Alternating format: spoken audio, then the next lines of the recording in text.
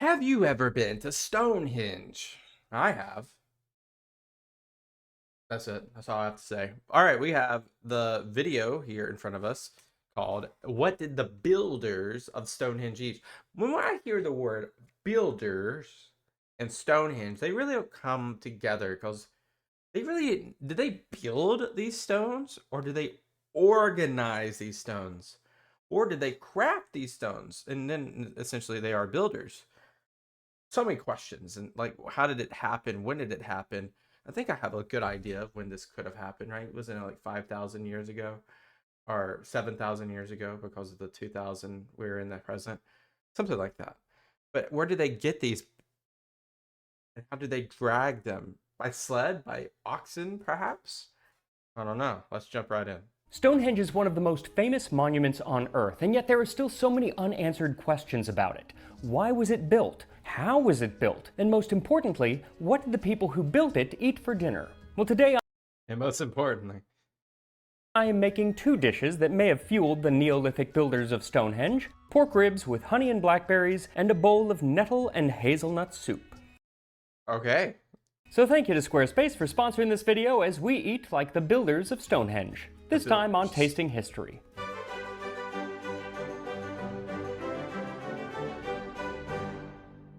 Last month I went to Scotland to celebrate the New Year, or Hogmanay as they call it, and while I was there I got to meet up with Bruce Fumi from the channel Scotland History Tours, and he took us into the Highlands where we encountered an ancient stone circle. And it was Yeah, there's more than just Stonehenge, obviously. so cool because it was just like right there on somebody's farm, thousands of years old, and nobody around to appreciate it. It was really a fantastic experience, and while I was there, I of course thought, what do the people who built this stone circle and the other stone circles of Britain eat? Well, this would be the late Neolithic age, about 3000 to 1500 BC, so there is a lot of guesswork involved, but there is Yeah, there's no cookbooks, unfortunately. also a lot of archaeological evidence that can at least point us in the right way. Much of that archaeology actually comes from a site known as Durrington Walls, which lies just 2 miles northeast of Stonehenge and is thought to have been used as the living settlement for the people who were building and using the site. At Durrington Walls, there is evidence of some of the foods that people were eating along with the different preparations. For instance, bones. During the second phase of Stonehenge, There's a lot of sheep there, so I was like, I wonder if they just eat sheep, you know? Lamb ribs.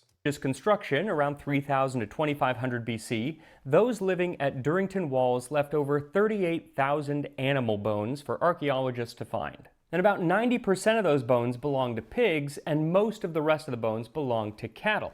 Wow. And most of the pigs seem to have been slaughtered at about 9 months old, meaning it was probably midwinter. And that totally makes sense because that is a typical time for feasting, and Stonehenge Oh, that's a really cool thing I've never seen before. Wow. That's interesting.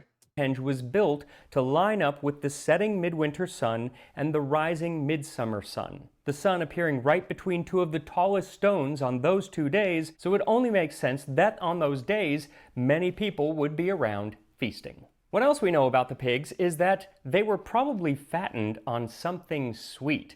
Due to a certain type of decay in their teeth, it is likely that they were eating something high in sugar, and at that time in Britain, that would mean either honey and or berries of some sort.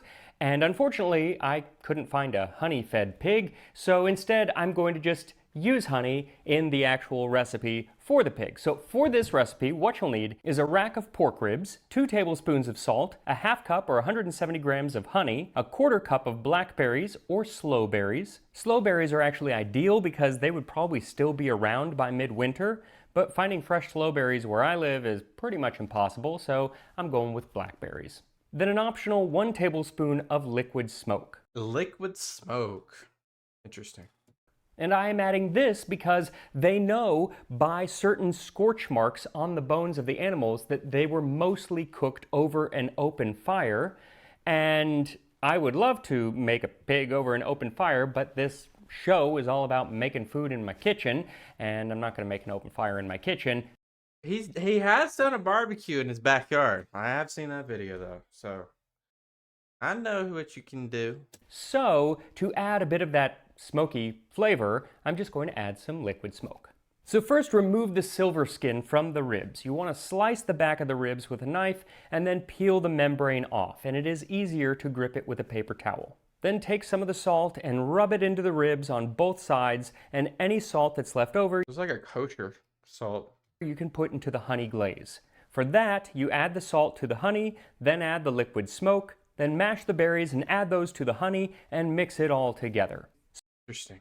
Spread about half the glaze over the ribs on both sides in a pan that is fitted with a rack. Then set the ribs in the rack with the meaty side down and place them in the oven at 350 degrees Fahrenheit, Very simple. Very simple. 175 Celsius for an hour and a half. You can also wrap the ribs in tin foil, and that'll keep the moisture in, so you can actually cook them at a lower temperature, like 275 degrees Fahrenheit, for a much longer time. I'm just not doing that because I figured, well, they didn't have foil in Neolithic Britain. But then again, they also didn't have an oven like this in Neolithic Britain. So yeah, I guess that argument is moot. Do what you want. After an hour and a half, take the ribs out and coat them again with the rest of the glaze and return them to the oven, this time with the meaty side up. Then cook those for another 30 to 45 minutes or until the meat is nice and tender and just fallen off the bone. Also, if you want, you can use beef ribs. They are just a bit bigger, so you'll have to cook it for a little bit longer. Though, those are not going to be as big as the ribs that they could have had in Neolithic Britain, and That was like the cattle bit ones? that is because aurochs were still roaming the land back then. Aurochs Yeah, look how big those ribs are. being the wild ancestor of modern cattle, and they were absolutely huge. And in the 1920s, the ditch around Stonehenge was partially excavated, and in it were found the bones of aurochs, specifically on either side of the southern entrance. There was a skull on one side and a jawbone on the other. Though they are now extinct, so you'll just have to settle for either a pig or cow. Now for our second dish, we do have less archaeological information because during the summer, they ate a lot more plants, and plants don't leave as much archaeological evidence as, No, unless you're fossilized. say, bones. So there isn't as much, but that doesn't mean that we don't have some evidence. First off, we know that they cooked a lot of things in pots. In the south of Britain, where Stonehenge is, they were known for a style of grooved pottery that made it almost look like a basket. And chemical analysis shows that they were used for cooking over or next to a fire. This very likely meant a sort of soup was being cooked in them, but they were also used to create different dairy products. A full 21% of the pottery shards found at Durrington Walls show evidence of holding dairy fats in them. Now, they could have just been drinking milk or cream straight from the cow. That is possible, but it wouldn't have been a pretty picture because Britons, and really all Europeans at this time, were extremely lactose intolerant. Okay, that's interesting. That's quite interesting. Good questions. How do we know that? Is it just based off of their DNA evidence?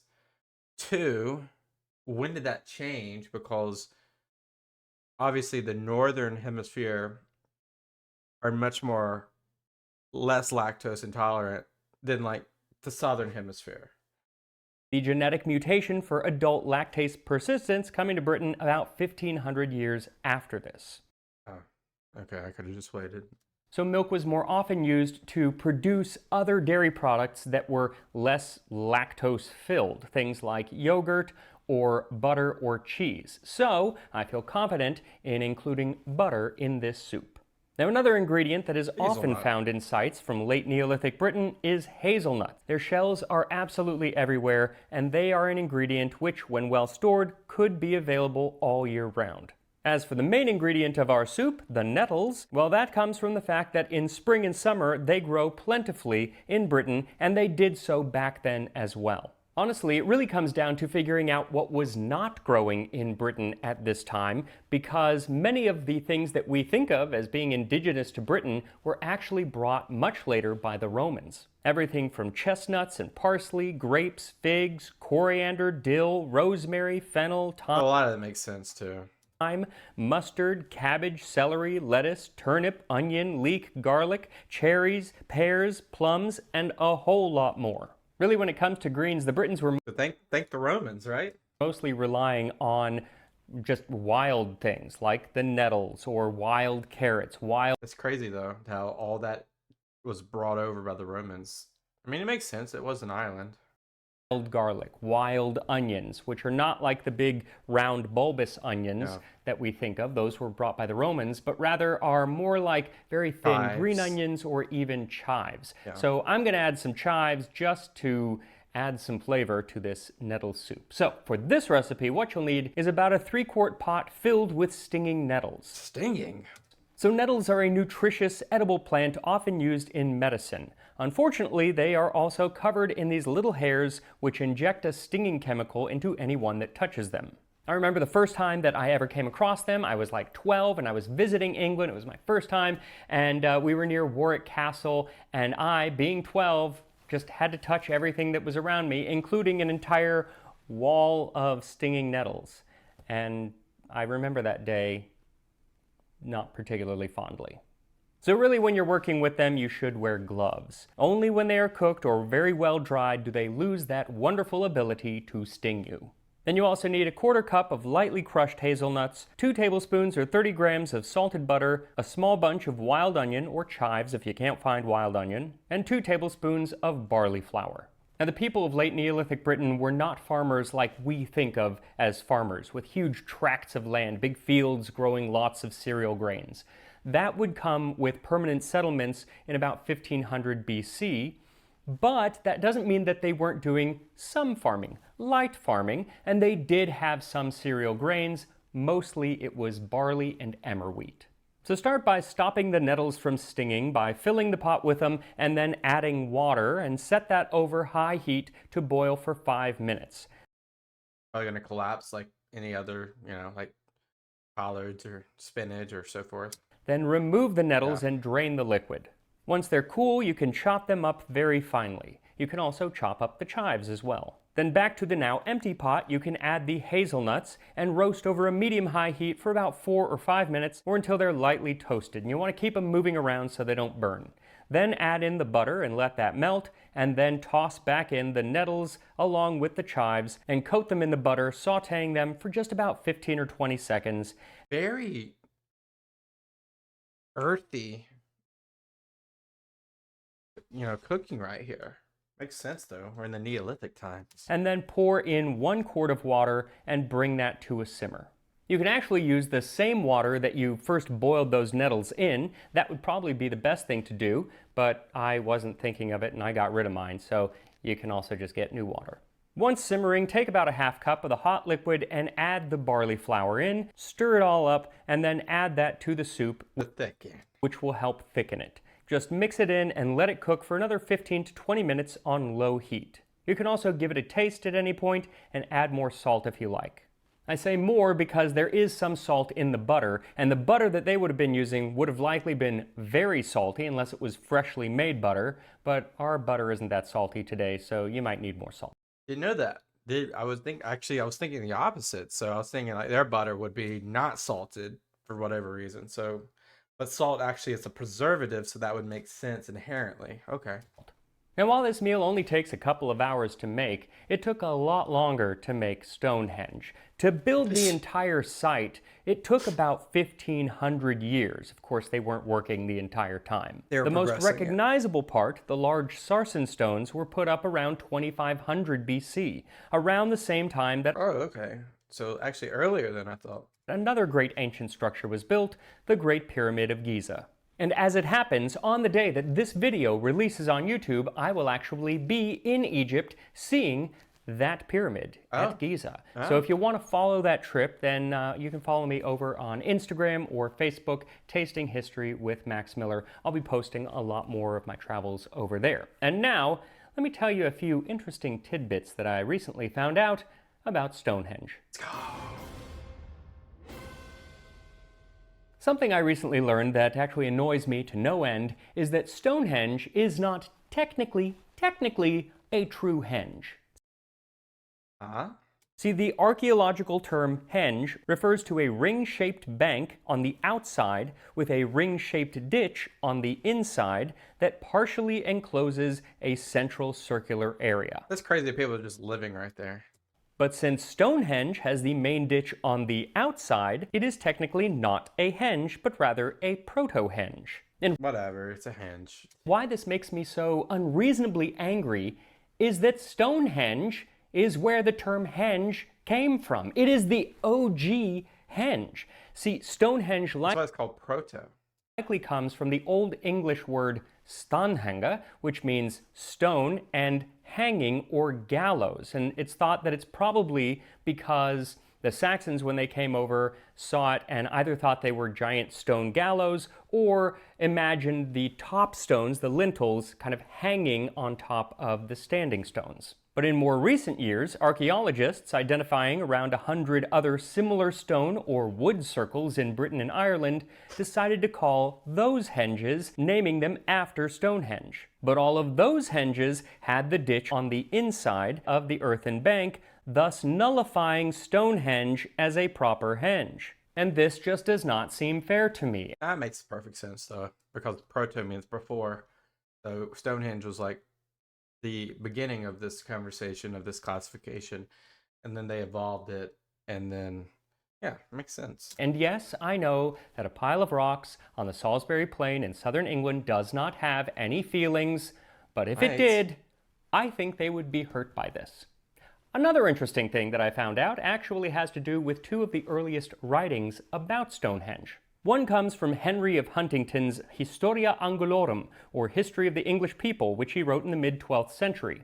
He, writing in Latin, calls it Stanengas. Now, there are four things that seem wondrous in England. The second is at Stanengas, where stones of remarkable size are raised in the manner of gateways, so that gateways appear placed on top of the gates. Nor can anyone devise by what skill such great stones were lifted to such a height, or for what reason they were built there. And that was 800 years ago someone was ideating, 900 years ago that someone was ideating this, and how it has not changed is so interesting. Crazy that even after 900 years later, we still don't really know that much about how they were put up there or why exactly they are there. But what's really amazing is that Henry of Huntington could admit that he didn't know why they were there or how they got there. Not so for his contemporary Geoffrey of Monmouth, who wrote in his Historia Regum Britanniae, You're just going to make something up, isn't it? or History of the British Kings, that these stones are mystical and possess a power of healing. The giants of old brought them from the farthest coasts of Africa and placed them in Ireland when they inhabited that country. Ireland's over there. So if the stones were actually in Ireland, then how did they get to Britain? Well, Geoffrey of Monmouth tells us that, of course, it was Merlin. Yes, that Merlin. Following a battle with the Irish, the Briton, Uther Pendragon, tries to dismantle Stonehenge using ropes and ladders, but is unable to even get them to budge, so Merlin walks up, laughs at him, and quickly magics them onto some ships, takes them to Britain, and sets them up on a gravesite where they are today. And so which of these historian stories do you think actually caught on? I hope the first. We don't know where they came from or how they got there, or it was giants and Merlin. Yeah, it was the giants and Merlin story that kept being retold until at least That's baloney. the 16th century. Now, I know that the stones are not actually from Africa, nor were they ever in Ireland, but they did come from rather far away. The largest of the stones, the Sarsen stones, Those big vertical ones, which weigh between 25 and 30 tons apiece, are thought to have mostly come from the West Woods near Marlborough, about 25 kilometers from where they are today. But the smaller stones, known as blue stones, which still weigh between 2 and 5 tons each, came from the Preseli Hills in southwest Wales. Interesting. Yeah, I can see that. You can easily see that too. Nearly 200 kilometers away. And in a time before they had invented the wheel, that is a really long way to haul some stones. But there is one stone, known as the altar stone, even though it was probably never actually used as an altar, that may have come from much further away. And I love this because the idea that this stone came from much further away is relatively new. I just love that, still we're learning new things about Stonehenge. The paper came out in just 2024, And it claims that this stone, which weighs about 6 tons, actually came from the Orcadian Basin in northeast Scotland, over 700 kilometers away. What's our evidence? Now, the science behind this discovery is far more complex than I am even capable of relaying to you, so I'll put a link in the description to a lecture from one of the PhD students who actually published the paper. I think he wrote it, Anthony Clark, and he explains in much better detail how they came up with this idea. What I think is interesting, though, is that that stone being from northern Scotland, other stones being from Wales, other stones being locally down near the Salisbury Plain, that was the same idea with the pigs and cattle that were found at the site. See, just as there is science that can tell us where stones originated from, there is also science that can tell us where animals were grazing at certain points in their life. So after analyzing the oxygen, sulfur, and strontium in the bones of the pigs and cows from Durrington Walls, scientists found that while some were local, many were raised in Wales, others in northern England, and some came from as far as northeast Scotland. That would line up with that theory, right? Not far from where the altar stone came from. Interesting. It's just amazing that way back then, people were coming from all over the place, hundreds and hundreds of kilometers away, to attend something that was taking place at Stonehenge. Crazy. What that something was, we don't know. What we do know is that during that something, they had a feast. A feast much like the one that I'm about to eat right now. Let's go. And here we are. Honey and blackberry. I love how you added the little Neolithic tool. Glazed pork ribs and a nettle and hazelnut soup. A feast. What a great presentation. Fit for the builders of Stonehenge.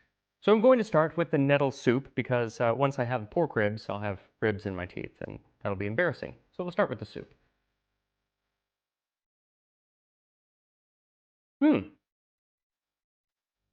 Tastes very healthy. It reminds me of like collard greens? Spinach? Yeah. Without as much flavor. I think it's very important to have like the chives and the hazelnuts and butter in there and just other things, because if it's really just the nettles, not a lot of flavor to the nettles. The nice thing is, not fiber. Stinging my face, so that's a plus. But it's actually very hearty, because the nettles like break down, so they are like kind of like spinach in that way. Yeah. Very good. Now to the ribs. I have to admit, favorite part. I am partial to ribs. They are one of my favorite foods in the world, so I'm pretty sure I'm going to enjoy them. Here we go.